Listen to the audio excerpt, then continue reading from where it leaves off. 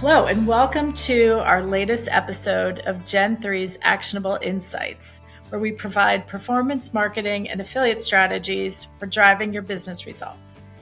Today, we have a very special episode where we are bringing back our panel from Affiliate Summit West, the panel that we presented at the conference.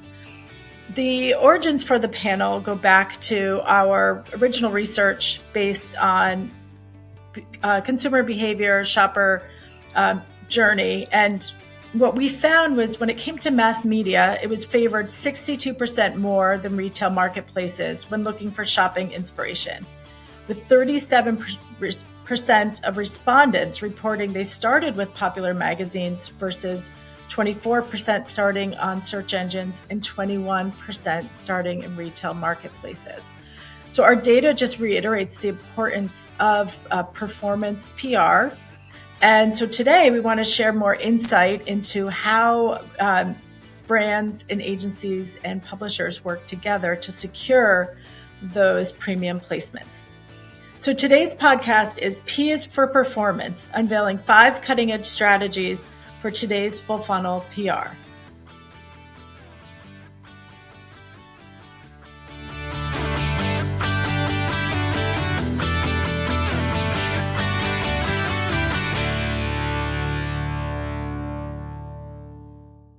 With over 1/3 of shoppers initiating their journey with mass media publishers, top placements are more crucial than ever. However, relying on traditional PR tactics from yesterday won't yield the results needed for tomorrow. We've observed a swift evolution in the mass media and brand advertiser partnerships, demanding a cutting-edge approach to stay competitive. Today, we're going to share actionable strategies to enhance your placement rates, foster full funnel audience engagement, and boost your brand revenue through mass media partnerships. Well, welcome, Meg and Jamie and Yesica. I would love for you to each introduce yourselves and tell our audience a bit of why anyone should listen to you today. Yeah, I'm happy to go first. Hi, everyone. I'm Jamie Zimmerman. I lead the paid marketing efforts for ThirdLove. We are an intimates company, and we are very much in the performance D2C space. I've been in the industry now for almost close to 18 years, very heavy agency background, actually, and moved over to the brand side a couple years ago. I'm really excited to be here today and start talking a little bit more and growing awareness around PPR. Hi, everyone. I'm Meg Kernahan. I am the Senior Manager of Commerce Partnerships at Condé Nast. So I oversee all of our affiliate partnerships across our portfolio of brands, including titles like Vogue, GQ, Wired, Glamour, Bon Appetit, and more. I've been in the publisher side of affiliate previous to this role, and then at an agency managing merchant partnerships prior to that. So have a holistic view across both sides of the affiliate relationship. I am Yesica. I am a director at content partnerships here at Gen 3. I oversee our performance PR team that essentially functions to manage all of our mass media partnerships within our clients' affiliate programs. So work very closely with mass media partners who have over 1 million monthly visitors. And our team is specifically trained within that particular subset. Great. So thank you all. And I'd love to have you each kind of share what you've seen as the evolution of the traditional PR and mass media relationships into performance PR, and what that's looked like, and what, if anything, has surprised you, and help give our audience a better understanding of what performance PR is today. So Meg, would you like to go first? Sure. So I think the biggest surprise for me on the publisher side of things is just how much more closely we are working with our affiliate partners. We're really deepening these relationships to understand how we can really be an extension of the marketing team and utilizing our platforms, our audiences to really grow businesses in a more collaborative way. So I think that's a bit different of an approach than even it was a few years ago. Great. And Jamie, how about from your perspective? I think so much of it for us on the brand side is the trackability of it. So, traditional PR has very much always lent itself to more brand awareness, growing a brand, or crisis management. And with performance PR, there's this ability to now actually show a number to how editorial itself drives an action for the brand.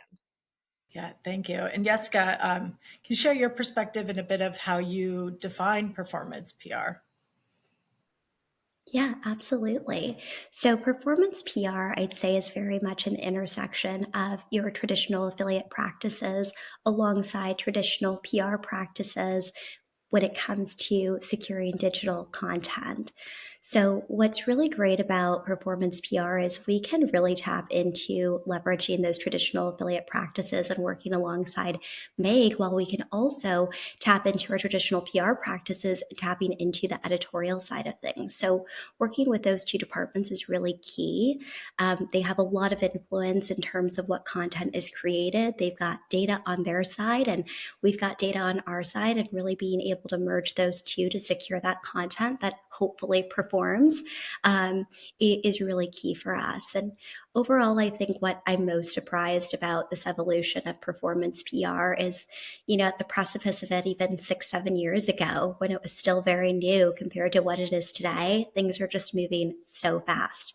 There's new software out there, new technology that allows us on the agency side to really leverage, as well as the publication side. So it's been really great to see the evolution over the last 6 to 7 years, and I'm just excited for what's to come. Great, thank you.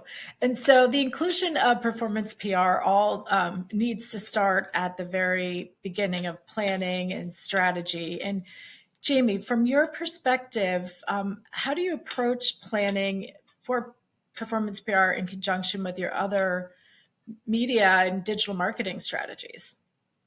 So for us, it really starts to understand where our goals are for the upcoming year, or even for the initiative, if that is how we're planning at that point in time. And it's also understanding where the consumer is. So we try to keep the consumer at the center of everything we do, and then work from there to align with the KPIs. We work closely then with our partners really to just brief in and ultimately really become integrated. So we are understanding what is available, where the opportunities are, how can we drive sales, and ultimately where can we be a little bit more flexible if we need to think about getting somebody just to site before we actually go after that conversion. So, so much of it is intertwined closely with Yesica and her team, and then my team, and ultimately actually my finance team in a lot of ways, because we're manipulating some of those goals to help identify where the best opportunity is for that moment in time. Great, thank you. And Yesica, when you're working with clients like Jamie, how do you plan for which mass media partners really align with their business goals and product strategy and for the full funnel customer journey? I'd say there are a lot of factors that we consider to just in simply approaching the strategy for Jamie and the ThirdLove team. And I'd say three key factors that I'd like to call out particularly is audience. So with audience, and particularly with ThirdLove's audience, it's always really important to make sure that we know who that audience is. Is there an existing audience that is outperforming another audience subset? Is there a new audience with an upcoming campaign that Jamie wants to tap into? So that really helps us determine ultimately like which publications we'd look to target based on those different audience categories.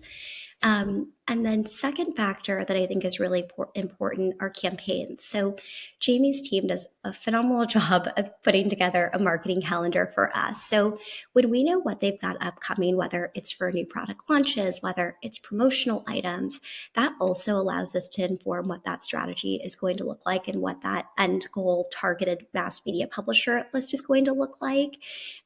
Say, Jamie's got a product that they're looking to phase out and replacing with a new product that's upcoming. If that particular product is lowered in price, and we know that Meg at Condé Nast and some of her properties have performed very well for this product in the past, we might reach out to Meg and say, hey, we've got this product phasing out, it's going to be lowered in price. Is your editorial team interested in doing something based on the historic data of this SKU? So there's a lot that we could particularly do with different product strategies, different campaigns, just based on what the ThirdLove team has upcoming. And then lastly is budget, which I think is very important for Jamie and Meg. And when it comes to budget, it really informs whether we're after and prioritizing like CPA based content. So do we just have CPA to leverage with Meg and other publications? Is there a flat fee budget that perhaps we could utilize to maybe drive further performance or test placements with other publications? That also helps inform what that larger strategy is going to be. So there's a lot that goes into it, but I'd say those three are really important for our team to keep in mind when we're putting that strategy together. Great, thank you. And so, Meg, from your perspective on the publisher side, I know you have the commerce and editorial team and the commerce more business development arm. Can you talk about how they work together and how Yesica and Jamie might pitch their respective teams differently, and the importance of the relationships across both? Yes, absolutely. So, as you said, we have each brand of ours has their own commerce editorial team that executes all of the content, and they work really closely with me on the central team that kind of aggregates all of these partnerships together. So, I really see it as the editorial team being the top of funnel within our organization, where they're really focusing on awareness and these kind of branding moments. And then I sit kind of in the lower funnel area where we're really focusing on conversions and performance. And so, we're obviously very editorially driven, working within editorial integrity, but ultimately at the end of the day, we're very performance driven. So we need to work within the guardrails of edit to come up with a good strategy on behalf of our partners. So oftentimes, there's relationships between brands and editors and writers and making sure they can test samples and keep them informed on these brand moments. And then on the flip side, I work closely with agencies and brands on kind of the more performance element of things of, as Yesica was saying, for a specific campaign that their clients are working on. I often have editors will forward me pitches that they get that include affiliate information. So we have a very dynamic relationship. And really what we can do when working together cross-functionally is take this brand moment, maybe it's a new ThirdLove product launch. We can take it just from this brand awareness kind of news buzzworthy moment and really build a fuller campaign around it. Maybe we feature the product in some top performing roundups and include it in newsletters, and we can really amplify this bigger moment for our partners driven by CPA or flat fee or whatever budget and strategy we have available to us. And so I know one of the important aspects of the performance PR and mass media strategies is to look at the search engine ranked content. And so Yesica and Meg, can you speak to how there's value placed on the SEO ranked content and, how you can kind of look for that material and the content for securing your placements? Yeah, I can start on this one. So obviously this is a huge component of our strategy. We found more than half of our traffic coming to commerce articles comes from search. So we really want to meet the audience where they're coming from and really build that organic traffic. And so we found that our evergreen content consistently performs throughout the year. So we're constantly refreshing the articles, making sure we're up to date with Google's algorithm, making sure the content is really valuable and interesting to readers, really getting the product in hand, getting that firsthand experience also performs very well, not only with Google, but with our audiences. So making sure it's still audience driven, but able to rank very well. And I think we also are very uniquely positioned with such strong kind of brand domain authority within the space that really helps us to continue to outperform, especially in key moments like Black Friday, Cyber Monday. A great example is when Glamour's article about the Victoria's Secret sale actually outranked Victoria's Secret's own site. So we find that these types of articles can be very valuable in positioning our brands where the audience is coming from and where the traffic really is. And so we then optimize all of our partnerships to make sure these inclusions are in these top traffic, top performing articles to really drive that performance. When it comes to SERP content, I'd say it's valuable for both brand awareness, credibility, and performance purposes. SERP content is often the most sought after for all of our clients.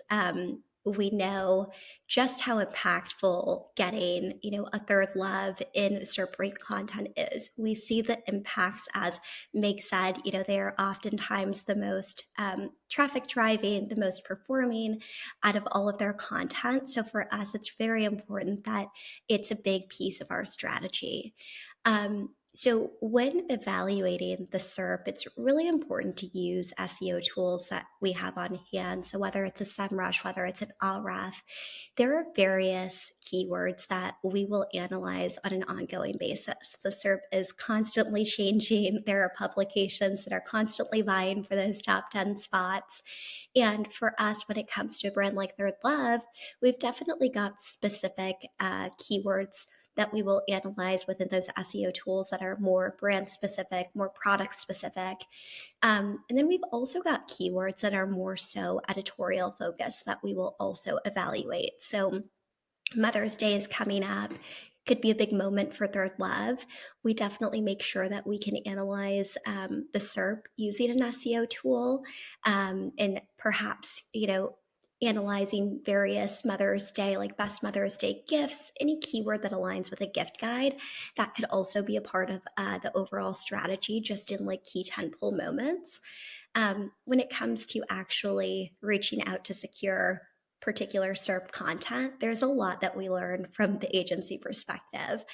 Sometimes we learn that those articles are updated maybe once a year. Maybe they're very much editorially led. So if you know or have an idea of who that editor is, who kind of owns that article, or whether it's multiple editors, it would very much be in our best interest to develop that relationship, get some product in their hand, and hope that once a year time comes around when they're updating and evaluating different brands, that ThirdLove is considered. Sometimes we do learn that they are paid. So maybe we'll get feedback from Meg that perhaps if we want to get included in a particular article, we could maybe pay for a spot, so long as it doesn't compromise editorial ethics.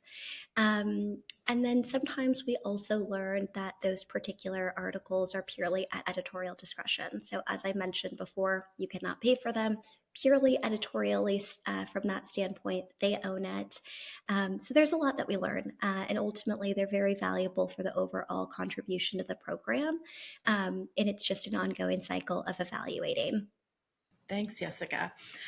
So when we think about links going to the brand site or to marketplaces, we are seeing an increase in demand for marketplaces. Our previous podcast episode featured Levanta, who's opening the ability to drive more editorial links to Amazon for our brand partners. So how do you look at marketplaces and third-party sellers versus brand direct, and the instances where the publications prefer marketplace or brand direct, and how does that all fit within the PPR strategy?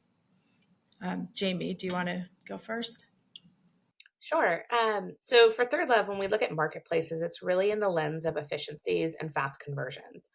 We also have looser goals around that too, where we're not requiring that it's more of a new customer lens. It can fall within new or repeat. We tend to see, for example, higher repeat conversions on marketplaces, versus when we do direct buys, it's usually paired with something bigger. So when we think about doing a larger integration with a specific publisher that ties itself to more of a full funnel approach, there's a bigger appetite to it, where we're looking to do more custom editorial. We're looking to lean into maybe something that they already have in the works and seeing how we fit into that storyline, stuff to that extent. It also ensures that we can typically guarantee better inventory, which is something that we would bucket more in the higher quality element. So it really depends on kind of the goal at hand. But when we do look at marketplaces, it is meant to be more of an efficiency driver for us on the bottom line. So we'll try to ensure that we have a healthy mix of both. Thanks. And Meg, how about your perspective? Yeah, we ultimately want to offer a best-in-class shopping experience for our audiences. So conversion rates will reflect where our audiences prefer to shop. So our linking strategy is usually determined by that performance. However, these marketplaces, multi-brand retailers just have a larger share of the industry in the e-com space overall. So we are seeing some growth there. But in some instances, linking D2C does have a lot of advantages. There are things like better customer service or warranties or new colorways or things that are more exclusive to the D2C site. And so we found that over time through these deeper partnerships, we're really able to help train and change consumer behavior to start shopping D2C and understand the value, get to know the brand a bit better.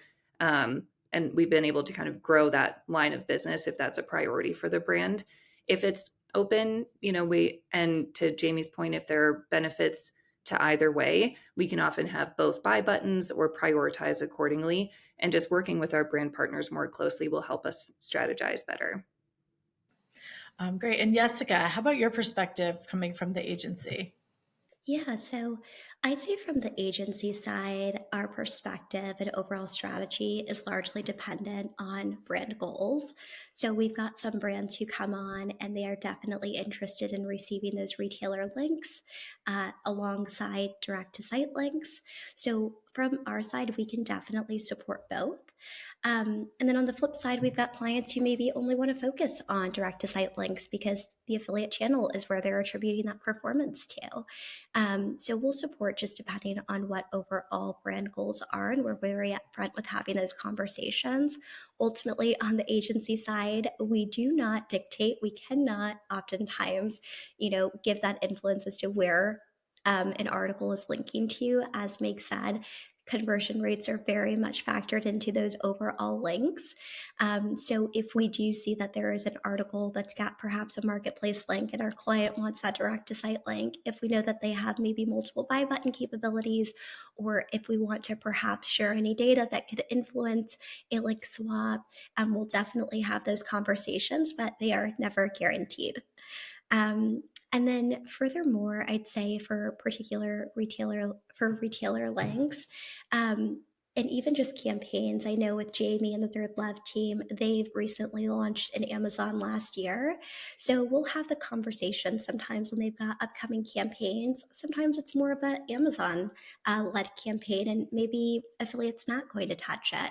Maybe it's a mix of both having, pushing Amazon and pushing the direct to site. And then other times it's just purely pushing a direct to site initiative. So again, largely dependent on the brand, largely dependent on their overall goals.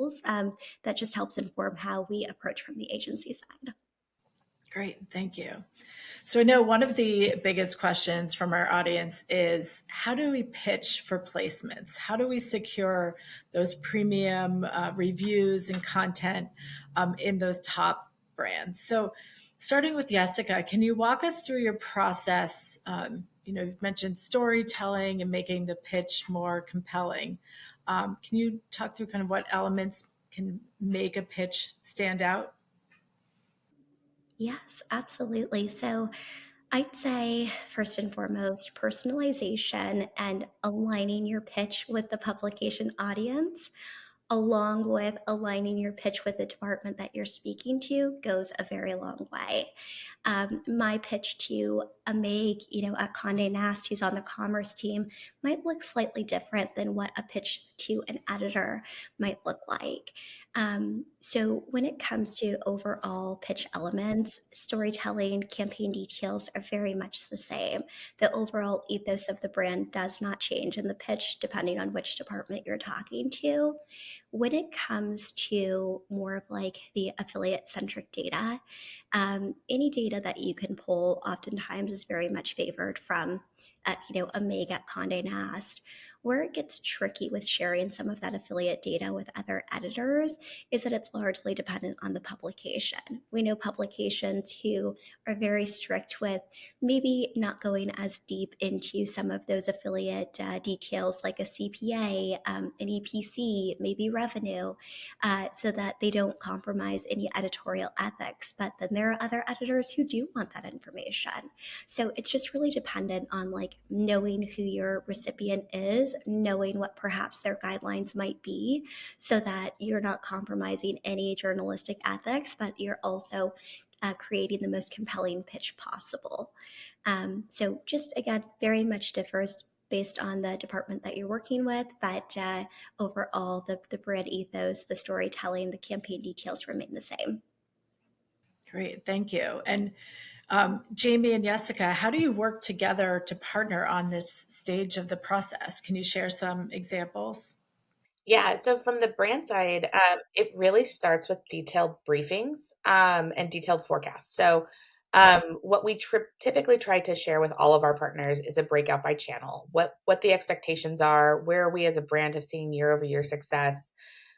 So we're ultimately either able to map to a similar success line, or we can actually show growth based on category trends, audience trends, and so on. But it really all ties to the numbers and what the ultimate goal is for the year. So with ThirdLove being a D2C brand and performance driven, we very much focus on how we can get that click. How can we get that new customer to site? And then how can we get her to convert quickly? And so that is a big component in the thought process that goes into how we have to determine what that plan looks like, and what are the right partners to pitch for the brand and for the product. So much of what we do is very product focused, but we try to interweave the brand ethos into everything that we do as well. So whether it's focused on solution-based products and finding right editorials that speak to that, or if it's more about an enticing deal or promotion, who are the right partners for that? Those are the types of things that we need to be able to share with our partners, ideally more detail upfront versus month over month, which I know sometimes is kind of where everybody stands, especially in the world today. That's the detail that we'll try to share to ultimately lay out the right plan. The next piece of it, which Yesica spoke to a little earlier, is the right target audience and the right moment to be out there for the objective at hand, and figuring out how do we scale and do more of a plug and play approach sometimes. We want to make sure that the message is accurate, feels on brand, feels tied to the objective. We have big promotional moments as a D2C brand, but we also have very big moments that in general just feel tied nicely to who we stand for as a brand and how we support women. So those are areas too that from a more branding perspective, we'll try to lean into and really lean into a storyline that brings kind of the world of intimates to a whole other light. From the Gen 3 side and from the agency side. So I'd say with the ThirdLove team, communication is absolutely key. It has been key in the overall success of the mass media contribution to their affiliate program. So we are very much having those conversations, as Jamie said, well in advance. So knowing even 3 months in advance what we're planning, what we're looking ahead to. Jamie's team is really great at that. Sometimes Jamie's team will share major moments that they have planned for the year, maybe even 6 months in advance. In the case that, it's something that affiliate needs to start thinking about, needs to start strategizing, so that we know that that's coming up and we know that it's going to be a huge moment for the brand. When it comes to overall planning as well, I'd say from the mass media standpoint, we're very much on an editorial timeline. So with Meg and the Condé Nast team, we know that there are certain tentpole events throughout the year that we want to plan for. We've got Earth Day coming on in April. We've got Mother's Day coming up in May. And to your best to be most competitive and to have the best chance to get included in content or to secure content or to be considered for content, you definitely want to make sure that you're pitching at least a month and a half to 2 months out. So we're constantly communicating deadlines with Jamie and their team. If we need information, we're asking for that information. And we can be flexible if there are last minute updates. I know with Jamie's team, sometimes we get promotions, 2 weeks out, and it's still something that we can work with. But definitely be mindful of the planning, definitely be mindful of the editorial calendar so that our client has the best chance to be included in that content. Great, thank you. So now Meg, Yesica, and Jamie kind of talked through their strategy and process for preparing and pitching to you and your team. Give us a bit of an insight into your process in reviewing pitches and the key elements that you're looking for. Yeah, absolutely. So I will say, first of all, my inbox is kind of a disaster. So all of these tactics that Jamie and Jessica laid out are really helpful to kind of cut through the clutter and kind of get noticed and get put to the top of the list, really. I'd say that personalization, especially, is key. I had a pitch recently come through that was addressed Dear Sir, which did not really get much follow up, to be honest. So it just goes a long way to kind of show that there's really thought put into it and really understanding what our goals and objectives are when partnering together. I will say as well, having a very clear goal in the pitch can be very helpful so that we on our end can come up with a very clear action plan. So if the goal is purely just brand awareness and storytelling from an editorial perspective, that will be executed on in a very different way than one that has clear budget and conversion goals attached to it. You know, we can strategize for what that execution plan would look like. So that's really the best way to not only get through to us and to be read by my team and the editorial teams, but then also have an action put in place as a result of that. Great, thank you. So what are the biggest differences between traditional PR and the performance PR is the commissions and the commission strategy that goes with the placement. So I'd love to hear from each of you, how you're thinking about the commissions, the competitiveness, but at the same time, what is the right cost per action or acquisition that you are looking for? So Jamie, if you want to share first.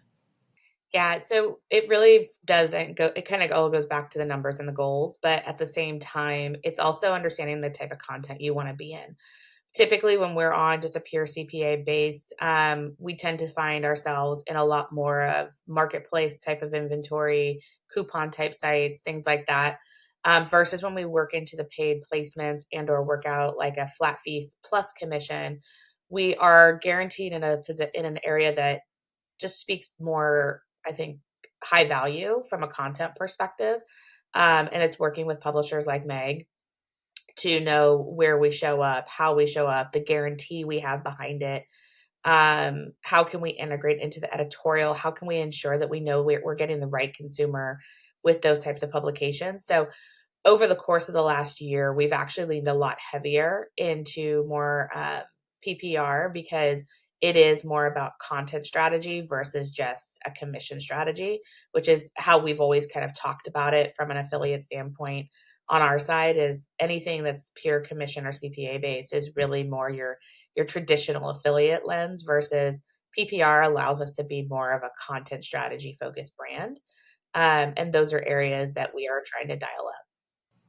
And Jessica, how about your perspective? So when informing our clients as to what their commission strategy should be within the mass media space, there are a few factors that we'll consider. Their overall margins, the AOV, as well as the vertical that they're in. Those three elements can really allow us to put together the most competitive commission strategy that we can start with at the baseline. And then from there, maybe we give a range that perhaps we pulse and offer CPA that we can use to pulse and offer CPA increases to partners like Meg throughout key moments throughout the year. We definitely recognize that the upper funnel is very competitive, especially within these mass media publications. We know the value of the performance that they can drive. We know that there's brand awareness and credibility that comes along with it. And oftentimes we do see that they command the highest CPAs because of where they sit in the funnel. And also because we know that oftentimes most programs are within a last click model. So we do want to incentivize them with that higher CPA for every conversion that they can drive. So again, there's a lot that we consider from our side, and there's a lot that we can do with the overall baseline CPA, the increased CPA that we might want to offer to partners like Meg, and it's really helpful in securing that overall content. Thank you. And Meg, how do you determine the CPA that you will require, or when you need to require a higher CPA than typical? Yeah, so we ultimately look at our earnings per click, or EPC, as kind of our key metric, which is a function of CPA, AOV, and conversion rate. So CPA obviously is the easiest one of those metrics to manipulate to help increase that EPC. So it obviously depends kind of on the category, what's competitive, but ultimately how much will an increase kind of create a lift on the EPC for us. So we always appreciate those CPA lifts, especially for specific campaigns or specific SKUs, if that's how the strategy is being operated. That's something that I communicate to all of our teams so that they know that that's going on for their editorial consideration. The best way to really incentivize or guarantee, I should say, inclusions is through that flat fee partnership, where we can really dedicate a lot more resources to securing content within, those editorial guardrails, and understand also for the D2C links, we can guarantee those links might go D2C versus another retailer. So there's just a lot more resources that we can dedicate on our end towards that partnership. So CPA, it is a very easy piece of the puzzle to manipulate, but it's a part of the bigger picture that we look at overall. Great, thank you. So as we're following along the kind of linear process of planning and strategy and pitching and commission strategy, now we want to measure and track and measure the performance. So love to hear about the performance evaluation and what you're looking for and how you're measuring that performance. So Jamie, would you like to start?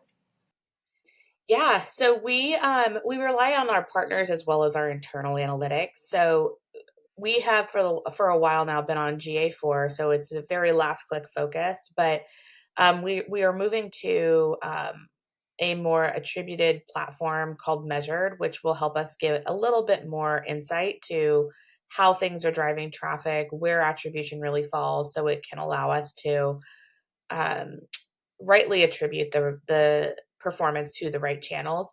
But working closely with Gen 3, it's been a huge help as well, because not only do they look at cite the individual partner metrics, they also look at GA4.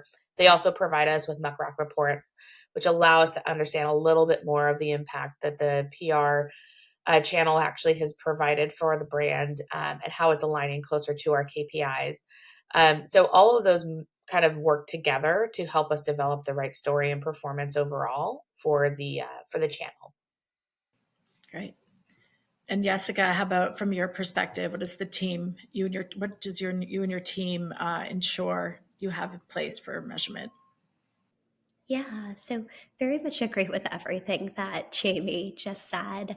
When it comes to us evaluating overall performance and measurement of success for the upper funnel, we definitely evaluate a lot of metrics. Based on where we sit in the upper funnel, traffic is definitely a key marker of success, evaluating the overall total of traffic within that program. Did we increase that traffic year over year? Did we decrease it? Collectively, all that content funnels into that overall performance of the program. And it's really helpful for us to kind of then dive deeper into the publisher level to see who were those contributors for a particular metric. Are there particular contributors that we need to lead into a bit more? Are there publishers that maybe have the opportunity to be optimized to then take the next step in perhaps getting them to be higher performers in the program? And then outside of the program, what's really great about having the MuckRock tool and being able to lean into the PR side of things is there's a lot that we can measure from the brand awareness side that very much can help support the overall affiliate strategy. So even within MuckRock, for example, sharing a share of voice report, letting the client know the overall contributions of the content, the number of content that we've been able to secure outside of just the performance. Have you seen a growth in share of voice quarter over quarter or year over year? We're really able to track that amongst their competitor subset, and that also helps evaluate how the channel is doing as a whole and how we are doing as a whole as well. So there's a lot that we can evaluate, common metrics. Again, traffic, ROAS, revenue, new to file, along with unique visitors monthly. That's more so brand awareness focus, but definitely dependent on the brand, what key metrics they're after, and we'll align with that to measure success as well. Great, thank you. And Meg, from your perspective, how are you comparing the performance of the different brands and products? Yeah, so again, similarly to how Jamie and Yesica are evaluating on their end, we're looking at very similar data in terms of year-over-year growth and performance across several metrics. So understanding how traffic is improving for specific brands, what that click-through rate looks like within our content, if sales are also proportionately growing in comparison. If they're not, where is the gap? What's impacting the conversion rate once we send our users over to our partner site? So kind of understanding what that full user experience is like.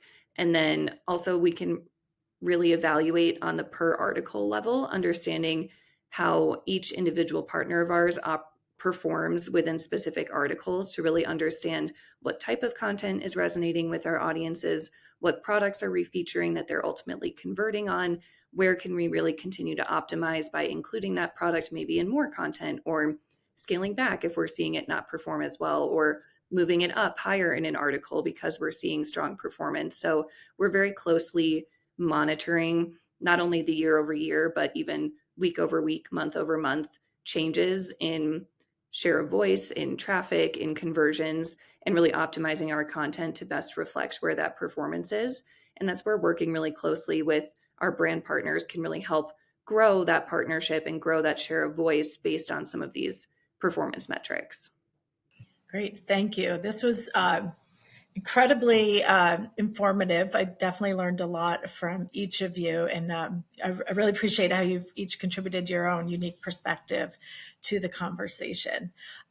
Before we wrap up, are there any other key points or ideas or recommendations that you would leave for our audience?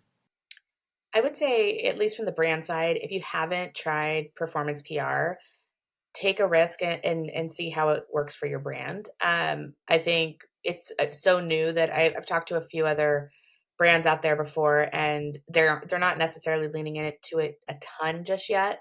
They're sticking still more with traditional PR, but knowing that it can be tracked, knowing that it can serve a similar purpose as traditional PR, but now actually be a bit more conversion focused.